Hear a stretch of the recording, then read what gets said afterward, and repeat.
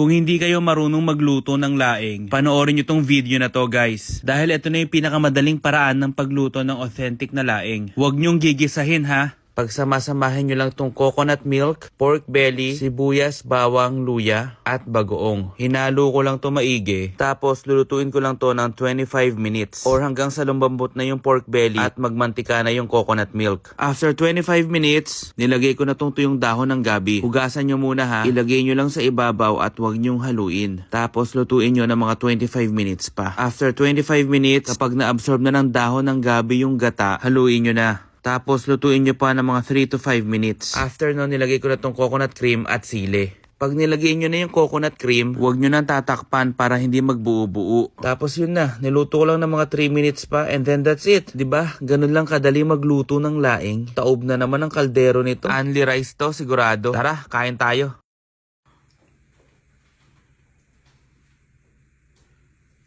Po, ang tindi.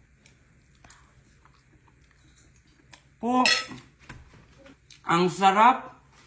Grabe naman to.